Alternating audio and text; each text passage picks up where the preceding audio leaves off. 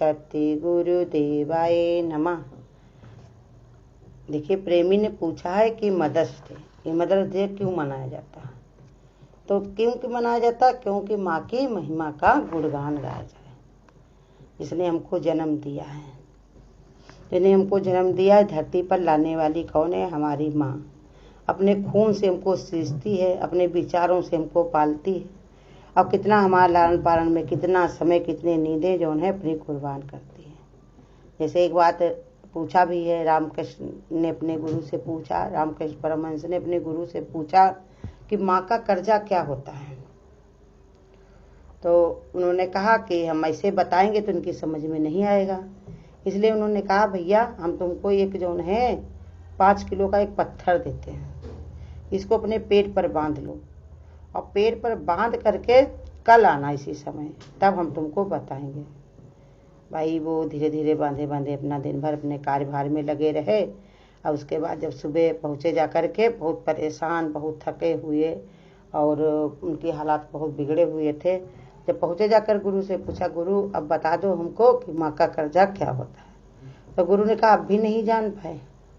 क्या मतलब? कहा बताओ, ये जो पत्थर तुमने बांधा है इसको बांधे रहना चाहते हो या इसको हटाना चाहते हो? कहा अरे इसी दम हम इसको हटाना चाहते हैं। क्यों? कहा जब से ये पत्थर मैंने अपने पेट पर बांधा है तब से ना मैंने कुछ खाया है, ना कुछ पिया है, ना चैन की सांस ली, ना मुझको नींद आई, ना ही हमको कोई कार्य सूझा। बस सर पे भार जैसा, पेट पर भार, सर पे भार, पूरे शरीर पर हमको भार ही भार।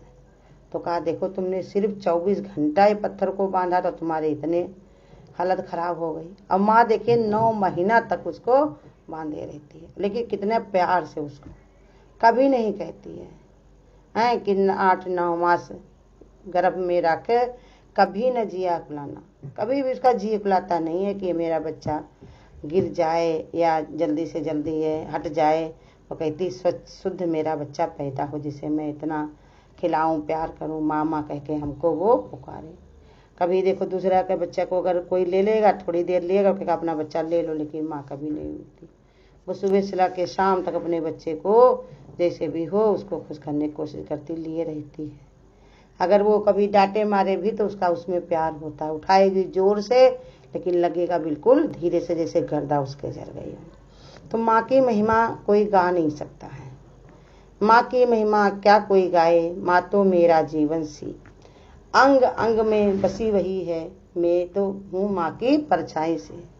कहा माँ की हम परछाई हैं, माँ तो हमारा पूरा स्वरूप है, पूरा मेरा स्वरूप है। माँ के ही गुण, माँ का ही संस्कार, माँ की ही धैर्यता, माँ का ही संतुष्टि सब बच्चे के अंदर आ जाती है। धीरे धीरे वो सब 9 महीने तक अपना ही खून से सींचती, अपने ही विचार से, अपने ही भाव से। जैसे माँ धीरजवान होगी तो बच्चा भी धीरजवान होगा, माँ जैसे गंभीर होगी वैसे बच्चा भी गंभीर होगा। रूप रंग में भी माँ का कहीं न कहीं वो भगवान ने कहा उसका निकल के आता जरूर, उसकी पहचान जरूर होती बच्चे में। तो कहा कि कैसे प्रिय होती माँ? जैसे कबीर की साखी। कबीर की साखी, कितनी साखी कबीर जी ने लिखी, अपना ही अंदर से उत्पन्न की है ना साखी। उसके उनके एक साखी कैसे जीवन दायिनी है, जो सुनता है पढ़ता है कितना उसको संतुष्टि मिलती है, कितना उसके अंदर मन में उनके अंदर उल्लास पैदा हो जाता है, तमन्नाएं पैदा हो जाती हैं संसार में, ये भगवान से जुड़ने की, संसार से बैराग लेने की। ऐसे ही बताया माँ कैसी है हमारी, जैसे कबीर की साखी सबको बहुत प्रिय है, ऐसे ही माँ सभी को बड़ी प्रिय होती है। चाहे जैसी भी किसी की माँ हो, लेकिन अपने बच्चे के लिए माँ ही सब कुछ होती है। जैसे हमारे गुरु बताते हैं कि जिस समय माँ के पास बच्चा हो, भगवान आकर उससे कहे कि तुम इसकी जगह पर ब्रह्मा ले लो, विष्णु ले लो, महेश ले लो, या कोई भी चीज़ ले लो, लेकिन बच्चे को कुछ नहीं चाहिए, स्वयं भगवान भी आ जाए तब भी वो अपनी माँ का ही कोट पकड़े रहेगा। इतनी माँ उसको प्यारी होती है कि वो माँ के अलावा और कुछ न जानता है, न जानना ही चाहता है। तो कहा इतनी प्रिय होती है कि तुलसी की चौपाई से, जैसे तुलसीदास जी की चौपाई है रामायण, तो कैसी सबको प्रिय है, लोग उसका रोजाना उसका गान गाते हैं, और सब कितना उसी से उद्धार अपना करते, कल्याण करते। ऐसे ही कोई अगर माँ माँ की रटना लगा दे तो भगवान ने कहा उसका कल्याण हो जाए, फिर भी कल्याण हो जाए। गुरु कहते देखो बच्चे अपना स्वार्थ समझ करके अपनी इच्छा पूर्ति करने के लिए वो दूर चले जाते हैं, और पढ़ते हैं लिखते हैं दूर चले जाते हैं, लेकिन कोई माँ ये नहीं चाहती कि उसका बच्चा उसकी आंख के ओझल हो जाए। तो इसलिए समझा रहे भगवान की देखो कैसे है कि वो चौपाई जैसे प्रिय होती है रामायण पूरी किसी में तुलसीदास की चौपाई में, ऐसे ही बच्चे का जीवन पूरा किसमें, माँ की ही भावना में, माँ के ही संस्कार में। और कहा माँ का ही जीवन, माँ का ही संस्कार बच्चों के अंदर पैदा होता है। उसी के अनुसार समझ लो जैसे वेदों में भगवान के वाक्य हैं, ऐसे बच्चे के अंदर माँ ही माँ पूरी भरी हुई है। कहा जैसे गीता की वाणी होती है तो उसमें कैसे, जैसे गीता की वाणी में कैसा है ये भगवान ही भगवान ही भगवान है, ऐसे बच्चे के लिए माँ ही सब कुछ माँ ही माँ है, वही एक परमात्मा इसके लिए होती है।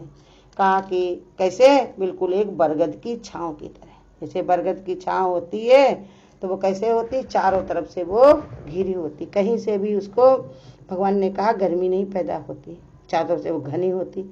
ऐसे ही बताया ये धरती क्या है, माँ की गोद है, माँ की गोद है। हम लोग कहीं पर भी बैठे रहे, कहीं भी रहेंगे, धरती की तरह माँ की गोद होती, हर जगह माता का आशीर्वाद हमारे साथ में रहता है। कितने लोग रहते हैं जिनकी धरती पे शरीर से माँ नहीं होती, लेकिन फिर भी माँ कभी किसी की नहीं जाती, वो उसी के साथ रहती है, उसके विचारों में, उसके संस्कारों में, उसके आदर्शों में, उसके भाव में, वो हमेशा जीवित रहती है। नाम से माँ क्या बदल के लिखेगा कोई? अगर शरीर से माँ ना रहे धरती पर तो क्या उससे पूछा तुम्हारी माँ का क्या नाम है तो कुछ और बता देगा क्या? वो नहीं, वही माँ उसकी वही रहेगी। इसलिए माता पिता ये सब हमारे हैं धरती पर, स्वर्ग ही हैं, ये बदलते नहीं है कभी। हमारे शरीर भले उनका बदल जाए, साथ भले शरीर से छूट जाए, लेकिन उनका आशीर्वाद, उनके संस्कार हमारे साथ में रहते हैं। माँ की कोई महिमा कोई गा नहीं सकता, माँ का कोई बखान नहीं कर सकता। कहते माँ तो केवल माने जितना भी कही जाए बहुत ही कम, बहुत ही थोड़े शब्द में होती है, लेकिन माँ की महिमा जो है कोई बता नहीं सकता, उसकी उपमा कोई दे नहीं सकता, क्योंकि माता क्या है, स्वयं भगवान का ही स्वरूप है। कहा माँ क्या है, आषाढ़ की पहली वर्षा। माँ कैसी है, आषाढ़ की पहली वर्षा की तरह। जैसे कितनी गर्मी होती है इधर बैसाख में, जेठ में, और आषाढ़ में जब पहली बार पानी बरसता है तो कितना अच्छा लगता है। ऐसे ही जब अपनी माँ की गोद में बच्चा जाता है, या माँ को कभी ऐसे समझ जाए उसकी भावना को, उसके विचार को, तो वो इतना आनंदित होता है। तो उसी की मिसाल करके कभी ये देते हैं कि आषाढ़ की पहली वर्षा की तरह, जैसे कितनी संतुष्टि होती है उसमें, ऐसे ही बच्चे को अपनी माँ में इतनी संतुष्टि होती है कि उसको और कुछ चाहिए नहीं होता। लेकिन आज संसार में लोगों को ये भूल हो गई है, मन में समझ नहीं पाते हैं, तो माँ से भी न्यारे हो जाते हैं। वो तो कहेंगे तुम तो पढ़ी लिखी नहीं हो, तुम्हारे अंदर तो समझ नहीं है, तुम हमारी बात समझ नहीं पाओगी क्योंकि तुम उतनी होशियार नहीं हो। उनको अपनी होशियारी के सामने अपनी माँ की होशियारी समझ में नहीं आती। माँ भले कोई अबोध हो, न समझती हो, जैसे लेखक ने लिखा कि हमारी माँ बहुत होशियार है लेकिन रोटी गिनना नहीं जानती। जब मैं एक मांगता हूँ तो दो ही लेके भागती। उसको पता नहीं है कि एक रोटी मांगी है तो एक ही देनी चाहिए, ना कि दो लेकर आना चाहिए। लेकिन उसको आज तक रोटी गिनने की गिनती नहीं है, क्योंकि उसकी जो माँ की भावना होती है कि हम लेकर के जाएंगे, हो सकता है हमारा बच्चा दो खाएगा, ज़्यादा ताकतवर हो जाएगा, ज़्यादा बुद्धि वेग बढ़ेगा, ज़्यादा शक्तिशाली बनेगा, कोई महान काम कर देगा वो धरती पर, इसलिए। लेकिन कहते भोला भान, तो ऐसे भी बहुत सारे बच्चे रहते नहीं समझ पाते। लेकिन बताया कि माँ को कोई जो है उसके महत्व को कोई बता नहीं सकता, वही बताएगा। गुरु कहते जैसे गूंगे का गुड़ होता है, जो खा तो सकता है गूंगा लेकिन बता नहीं सकता, ऐसे ही जिसके पास माँ है वही इसका अनुभव कर सकता। जिसकी माँ धरती से चली गई तो वो भी तो अनुभव कर सकता है, कहे कैसी है मेरी माँ। लेकिन जो इसकी कदर नहीं करते, जो इसको जानना नहीं चाहते, समझना नहीं चाहते उसकी भावना को, तो उनको इसका महत्व नहीं पता होता। लेकिन संत महात्मा बताते हैं कि माँ ममता का मानसरोवर जो होता है, कैसे होता है मानसरोवर? एक सरोवर होता है जो तालाब को कहा जाता है, सरोवर होता है, झील है। लेकिन मान माने मन में ये विचार कर लो कि जैसे सरोवर में ठंडक के लिए लोग उसमें स्नान करते हैं, ऐसे ही माँ क्या है, मान लो कि वो सरोवर है जिसके चरण में ही सारे तीर्थ हैं, उसके आशीर्वाद में ही सारी जिंदगी है। माँ अगर खुश होकर के आशीर्वाद दे दे तो क्या नहीं हो जाए, क्या नहीं हो जाए। जीवन में कितने समझ आते थे, कहा भी है पुत्र कैसे बढ़ता है, अपने माता पिता के आशीर्वाद से। खेती कैसे बढ़ती है, हाथों की बहुत ज्यादा मेहनत से। तो ऐसे ही बताया कि माँ क्या है, मानसरोवर की तरह कैसे है, बिल्कुल जैसे मानसरोवर होता है सबको ठंडक और शीतल देता है, ऐसे ही बच्चे के लिए माँ होती, वो ठंडक ही ठंडक देती रहती। हर तरीका से गुरु कहते जिसके पास माँ है उसको कोई चिंता करने की जरूरत नहीं है। जैसे भगवान का भक्त भगवान की शरण में बैठ गया, कहता तुम ही हो माता पिता, तुम ही हो बंधु सखा, तुम ही हो। भगवान को ही अपना सब कुछ मान लेता है तो उसको कोई चिंता नहीं रहती। ऐसे ही बच्चा जो होता है अपनी माँ के गोद में, अपनी माँ की छत्र छाया में, माँ के आशीर्वाद में कहीं पर भी रहे लेकिन पूरा वो संतुष्ट होता है। माँ श्रद्धा की शक्ति देवी का, श्रद्धा अगर की जाए तो धरती पर माँ ही वो शक्ति स्वरूपा दुर्गा काली कल्याणी है और दूसरी नहीं है। क्योंकि अगर माँ उसको जन्म ना देती तो फिर ये जो देवी देवता जो जिसको वो मानता है, पूजा करता, पाठ करता, वो सब कहाँ से कर पाता है बताओ। माँ ने गर्भ से उसको जन्म दिया, पालन पोषण किया होता, तभी तो इतनी बुद्धि विचार आया, तभी तो वो कर सकता है। तो कहते माँ धरती हरी दूब सी, कहा कितनी कोमल है, दूब की तरह, थोड़ी सी बात में वो नम्र हो जाती है। बच्चा अगर को जोर से बोल भी दे, माँ कितनी भी होशियार होगी लेकिन फिर भी नम्र हो जाएगी। कैसे कि हमारे बच्चा को कोई जौन है कहीं क्रोध आकर कहीं बीमारी ना जाए, कहीं परेशान न हो जाए, कहीं इसके अंदर कहीं इसका जौन है धीरज न हट जाए, विश्वास न हिल जाए, इसलिए वो पहले ही अपने को दबा लेती है हरी धूप की तरह। और धूप देखो गणेश जी की पूजा में काम आती है, हर जगह पर लगाई जाती है। ऐसे ही माँ का रुतबा बहुत बड़ा है लेकिन रहती कैसी है, वो छोटी बन करके। बच्चे को सिखाने के लिए हाथ जोड़ के कहे भैया ऐसे हरिओम किया करो, ऐसे जो है बैठा करो, ऐसे चला करो, ऐसे छोटे से मुक्कौर छोटा सा कौर बना के खाया करो। वो बन के छोटी उसको बड़ा काम सिखाती है अपने बच्चे को। तो कहीं धरती की दूब है। अब केसर की क्यारी है, जैसे केसर जो होता है कितना खुशबूदार होता है, ऐसे ही माँ जीवन में कैसे खुशबू ही खुशबू भर के रखती है। तो इसलिए भगवान ने बताया कि माँ की कोई माँ गा नहीं सकता, उसकी महिमा कोई कह नहीं सकता है, क्योंकि माँ जो है एक भगवान के ही समान है। उसको कोई इंसान कहे तो ये उसकी भूल है, स्वयं भगवान है। ऐसे ही जब हम गुरु की शरण में जाते तो गुरु को भी हमारे माता पिता कहा जाता है। उसने जो हमको ज्ञान दिया, जो हमको समझ दी है, वो हमारे सदैव काम आती है। उसका हमेशा उसका सानिध्य, उसका भाव हमारे साथ रहता है। कहा गुरु चाहे 40 कोस हमसे दूर हो लेकिन उसका जो भाव रहता है, उसका जो आवाहन होता है, उसका जो ध्यान होता है, वो शिष्य को संवारे रहता है। इसलिए महिमा इसकी भी है।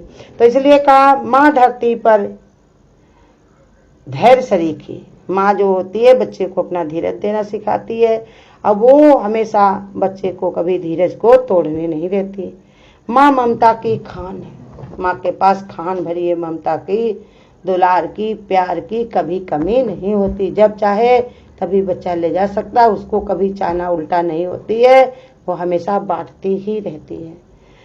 एक ऐसा कर्ज है जो मैं अदा कर नहीं सकता, मैं जब तक घर नहीं लौटूं तो माँ सजदे में रहती है। लेखक ने लिखा है कि माँ का ऐसा कर्जा है जो कोई अदा नहीं कर सकता है, क्योंकि माँ हमारी जब तक मैं घर में लौट के ना जाऊं तो वो सजदे में ही बैठी रहती, दुआ ही मांगती रहती है कि माँ के बच्चे की मेरी देख रेख करना, उसकी रक्षा करना भगवान। तो इसलिए माँ की महिमा कोई गा नहीं सकता, कितना भी कोई बताए लेकिन बता नहीं सकता। इसलिए माँ को उपमा दी गई है भगवान की, वो सचमुच धरती पर भगवान ही है। भगवान ने कहा मदर्स डे पर इस हर एक माँ को नमन है, प्रणाम है, उसको सशद वंदना है। अपनी माँ हमारी धन्य है जिसने हमको धरती पे जन्म दिया, तो उसको करोड़ों बार लाखों बार। अगर आपको आज की वीडियो अच्छी लगी हो तो वीडियो को लाइक और शेयर करना ना भूलें।